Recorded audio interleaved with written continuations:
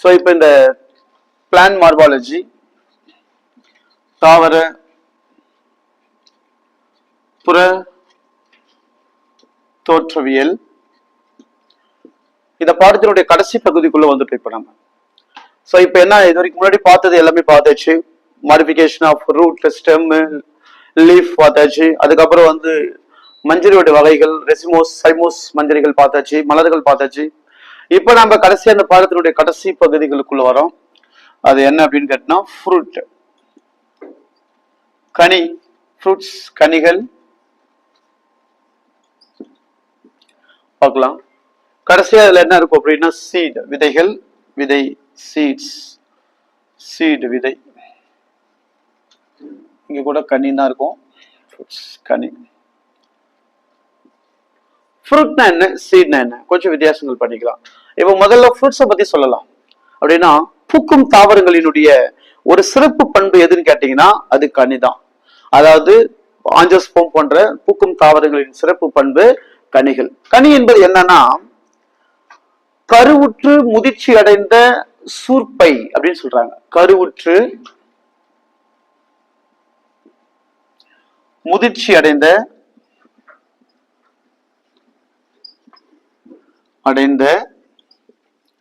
சூர்பை, அதாவது matured or ripened ovary called as the fruits அப்படின்னு சொல்றான்.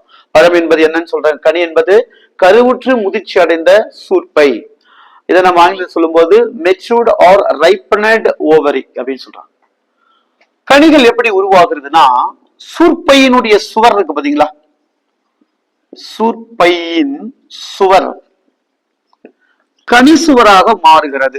கனி சுவராக மாறும். சூர்பையின் சுவர் கனி சுவராக மாறும். இப்படி இந்த சூர்பையினுடைய சுவர் கனி சுவராக மாறினா இதுக்கு என்ன சார் பேரு அப்படின்னா பெரிகார்ப். பெரிகார்ப் அப்படின்னு சொல்லுவாங்க.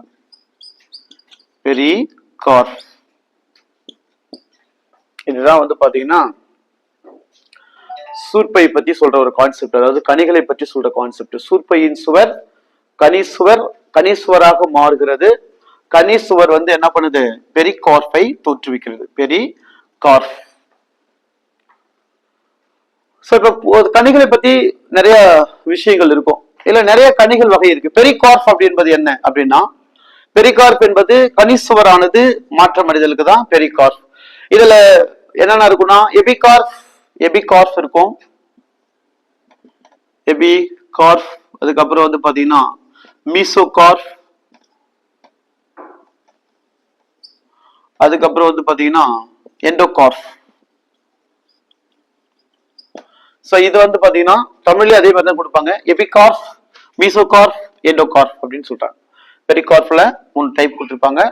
இது வெளி உரை, நடு உரை, உள்ளுரை. பெரிகார்ப் அப்படின்றது இந்த கனி, பெரிய கனிகள் என்ன சொல்றாங்க பாருங்க, வெளி உரை, நடு உரை, உள்ளுரை அப்படின்னு 3 பகுதிகளாக பிரிக்கலாம். சோ நான் மறுபடியும் சொல்றேன், கனி என்பது கருவுற்று முதிர்ச்சி அடைந்த சூர்பை. சூர்பையினுடைய சுவர் கனி சுவராக மாற்றமடைந்து இது பெரிகார்ப் கனிகளை தோற்றுவிக்கிறது. இதுல 3 வகைகள் இருக்கு. இதுல நீங்க கேள்விப்பட்டிருப்பீங்க ட்ரூப் கனி வகை அப்படின்னு ஒண்ணு இருக்கு இல்லையா? எஸ்.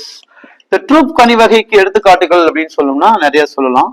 ஒண்ணு வந்து மாங்கனிகள் கொடுக்கலாம், மாங்கனி, மேங்கோ. ரெண்டாவது கோகோனட், அதாவது தேங்காய். இது ரெண்டுமே வந்து பாத்தீங்கன்னா தேங்காய்னு கொடுக்குறீங்க, அப்புறம் கனியில போறீங்கன்னா அது அப்படிதான் தேங்காய். இது ஒரு கனி தான் சொல்லுவாங்க. மாங்கனி, இது வந்து தேங்காய் அப்படின்னு சொல்றது. மாங்கனி ஒரு ட்ரூப் வகை கனி தான். அதே மாதிரி இதுவும் வந்து பாத்தீங்கன்னா ஒரு ட்ரூப் வகை கனி தான். எக்ஸாம்பிள் கேட்பாங்க, ட்ரூப்புக்கான எக்ஸாம்பிள்ஸ். ட்ரூப் ஃப்ரூட்ஸ் அப்படின்னா மாங்கனிகளும் தேங்காய்களும் இங்க இடம்பெறும்.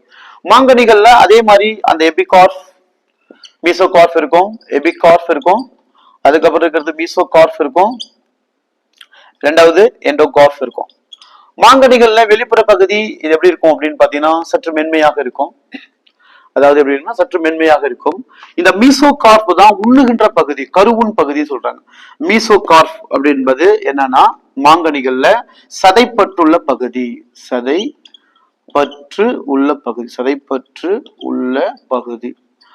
இதுதான் நம்ம உண்ணுகின்ற பகுதி, ஜூசி அண்ட், அதாவது பக்கத்துனா இந்த என்ன சொல்றது, சாறுகள் நிறைந்த பகுதி, சதைப்பட்டுள்ள பகுதி மாங்கனிகள்ல மீசோகார்ப் என்ற வகை பகுதியை தான் நம்ம உணவாக உண்கின்றோம். சோ தேங்காயில வந்து பாத்தீங்கன்னா எண்டோஸ்போம் எனப்படுகின்ற இந்த கடைசி பகுதியில் இருக்கும் எண்டோஸ்போம் என்று சொல்லப்பட்ட கருவுண் பகுதிகளை உணவாக உண்கின்றோம். கருவுண் பகுதியை தான் நம்ம உணவாக உண்றோம். கேட்பாங்க, தேங்காயில உணவாக உண்ணக்கூடிய பகுதி எண்டோஸ்போம், கருவுண் பகுதி. மாங்கனிகள்ல உணவாக உண்ணக்கூடிய பகுதி எதுன்னு கேட்டா சதைப்பற்றுள்ள பகுதி. சோ அப்ப இது ரெண்டுமே என்னது, ட்ரூஃப். இதுல ஒண்ணு பார்த்தினோகார்ப் அப்படின்னு ஒண்ணு கொடுப்பாங்க. பார்த்தினோகார்ப். பார்த்தினோகார்ப் என்பது என்னன்னா கருவுரா கனி அப்படின்னு சொல்லுவாங்க. கருவுரா கனி. கருவுரல் நடைபெறாமலேயே சூர்பையில கனிகள் தோற்றுவிக்கும் முறைகளுக்கு தான் கருவுரா கனி. சோ இது எல்லாம் சேர்ந்ததுதான் வந்து ஃப்ரூட். ஃப்ரூட் அப்படின்றத நமக்கு வந்து சில டேர்ம்ஸ் கொடுத்திருப்பாங்க. அது ஃபொமாலஜி அப்படின்னு சொல்றது, அதாவது பழையல், பழங்களை பற்றி படிக்கக்கூடிய ஒரு பாடப்பிரிவு. அதாவது one of the horticulture departments, the study about fruits as well as the harvesting methods. பழங்களையும் அதன் பயிரிடும் முறைகளை பற்றியும் தெரிந்து கொள்கின்ற ஒரு தோட்டக்கலை பயிர்களுக்கு தான் ஃபொமாலஜி அப்படின்னு சொல்றாங்க. இப்ப கனிகளை பத்தி சொல்லும் போது இந்த டேர்ம்ஸ் ரொம்ப இம்பார்ட்டன்ட். கனிகள் அப்படின்பது கருவுற்ற முதிர்ச்சி அடைந்த சூர்பை அப்படின்னு சொல்றாங்க. இந்த கனிகளுடைய சிறப்பு என்னன்னா பூக்கும் தாவரங்களின் சிறப்பு கனின்னு சொல்றாங்க. பூக்கும் தாவரங்களின் சிறப்பு கனி என்று வரையறுக்கப்படுகிறது. சோ இப்ப நம்ம அந்த விதைகள் பார்க்கணும். ஏன்னா இப்ப கனிகள் பார்த்தாச்சு இல்லையா, இதோட இப்போ கனிகள் முடியுது. விதை என்பது என்ன சார் அப்படின்னா, இதுல கொடுக்குற மாதிரி இதுக்கும் ஒரு கண்டிஷன்ஸ் இருக்கு. என்ன இருக்கு அப்படின்னா, கருவுற்ற முதிர்ச்சி அடைந்த சூர்பைக்கு கனி. ஆஞ்சியோஸ்போம்கள்ல விதை எவ்வாறு தோன்றுகிறதுனா, அதாவது அந்த சூர்பை இருக்கு இல்லையா, ஆமா, அது சூர்பை என்னவா மாறுது, கனியாக மாறுது. சூழிகள், அதாவது சூழ்நிலைன்னு சொல்றோம் இல்லையா, ஓவில், தமிழ் எழுதிட்டா, சூர்பை கனியாக மாறுது. அதுக்கப்புறம் வந்து பாத்தீங்கன்னா சூல், இது வந்து பாத்தீங்கன்னா என்னவா மாறும், விதையாக மாறும். இதைதான் நம்ம ஓவில் அப்படின்னு சொல்றோம், இதை நம்ம ஓவரி அப்படின்னு சொல்றோம். சோ கவனிக்கணுங்க, சூர்பை ஆஞ்சியோஸ்போம் தாவரங்களில் சூர்பை கனியாகவும், சூல் ஓவில், சூல்கள் ஓவியூல்ஸ் இது விதைகளாகவும் மாற்றம் அடைகிறது. இதுதான் வந்து விதை. விதை என்பது நமக்கு தெரியும், அது பல வடிவங்கள்ல இருக்கும். சில வடிவங்கள் இப்படி கூட பார்த்திருக்கலாம் நீங்க. அப்புறம் சில தாவரங்கள்ல இந்த மாதிரி வடிவங்கள்லாம் இருக்கும். விதைகள் நிறைய இருக்கும். விதைகளை சுற்றி என்ன இருக்குன்னா விதை உரை காணப்படும். விதைகளை சுற்றி என்ன இருக்குன்னா விதை உரை இருக்கும், அதாவது சீட் கோட் அப்படி இருக்கும். விதை உரைகளை பற்றி சொல்லணும்னா, விதை உரைகள்ல ஒரு தழும்பு மாதிரியான பகுதி காணப்படும். அதாவது the scare on the seed goat அப்படின்னு சொல்லுவாங்க. இந்த விதை உரையினுடைய தழும்பு பகுதிகளுக்கு பேரு ஹைலம் அப்படின்னு சொல்லுவாங்க. என்ன பேரு, அதுக்கு பேரு ஹைலம் அப்படின்னு ஒரு வார்த்தைகளை பயன்படுத்தியிருப்பாங்க. அதே மாதிரி விதை உரைக்கு உள்பகுதியில கரு அச்சு அப்படின்னு ஒரு பகுதி இருக்கும். இது வந்து கரு அச்சு என்பது விதை உரியினுடைய உள்பகுதியில் காணப்படும். விதை உரியின் உள்பகுதியில் காணப்படுறதுக்கு கரு அச்சு அப்படின்னு சொல்றாங்க. கரு அச்சு, எம்ப்ரியோனல் ஆக்சில் அப்படின்னு சொல்லுவாங்க. எம்ப்ரியோனல் ஆக்சில், ஆக்சிஸ் அப்படின்றது விதை உரையின் உள் இருக்கின்ற அந்த பகுதிகளுக்கு எம்ப்ரியோனல் ஆக்சிஸ், அதாவது விதை உரை உள்பகமாக அமைந்திருக்கின்ற வேதிப்பொருள்களுக்கு பேரு கரு அச்சு அப்படின்னு சொல்லுவாங்க. விதை உரையின் மேல்புறமாக இருக்கின்ற தழும்புக்கு பேரு ஹைலம் என்று சொல்லப்படுது. விதைகள் வந்து பாத்தீங்கன்னா மோனோகாட் சீட், இது வந்து பாத்தீங்கன்னா நெல் மாதிரி தாவரங்கள், கோதுமை இந்த மாதிரி தாவரங்கள்ல இப்படி இருக்கும். நெல் தாவரம் இது வந்து பாத்தீங்கன்னா டைகாட்ஸ், பீன் பிளான்ட். உதாரணத்துக்கு வந்து இருவித்திலை தாவர விதைகள் வந்து அப்படி இருக்கும். அது நமக்கு தெரியும், முளையும் போது மோனோகாட்டிலடைன்ஸோட இருக்கும். அதாவது ஒரு சூழ்நிலைகள் தோன்றுனா அது ஒரு வித்து இலை, ரெண்டு சூழ்நிலைகள் தோன்றுச்சு அப்படின்னா அது இருவித்திலை. அப்ப விதைகள்ல ஒரு வித்து இலைகள், இருவித்து விதைகள் அப்படின்னு சொல்லி அந்த இலை மாறுது இல்லையா, அதுதான் இந்த விதைகளை பொறுத்துதான் அது மோனோகாட்டா டைகாட்ஸ் முடிவு செய்யுது. அப்ப இது மோனோகாட்டிலடைன்ஸ், இது டைகாட்டிலடைன்ஸ். அப்ப விதைகள் இருக்கும். எக்ஸாம்பிள்ஸ் வந்து மோனோகாட்டிலடைன்ஸ் வந்து கார்னு, மக்காச்சோளம் இது மாதிரிலாம் கொடுத்துருப்பாங்க. டைகாட்ஸுக்கு வந்து நம்ம வந்து யூஸ்வலா பார்க்கக்கூடிய அவரை, பட்டாணி இந்த மாதிரி தாவரங்கள் எல்லாம் இருவித்திலை தாவரங்களுக்குள்ள கொடுத்துருப்பாங்க. சோ இதுதான் விதைகளை பத்தி சொல்லும் போது கருவுற்ற சூர்பை கனியாகவும் சூழ்கள் விதையாகவும் மாற்றம் அடைகிறது. விதை என்பது விதை உரைகளை கொண்டிருக்கும். விதை உரையினுடைய மேல்புறத்தில் தழும்பு போன்று காணப்படுகின்ற இந்த அமைப்பிற்கு ஹைலம். விதை உரையின் உள்பகுதியில் காணப்படுகின்ற அமைப்பிற்கு கரு அச்சு, அதாவது எம்பிரியோனல் ஆக்சில் என்று சொல்லப்படுகின்ற பகுதிகள் எல்லாம் இதுக்குள்ள காணப்படும். விதைகள்ல வடிவங்கள் நிறைய இருக்கும். அது தாவரங்களின் அமைப்புகளை பொறுத்து மாறுபடுகிறது.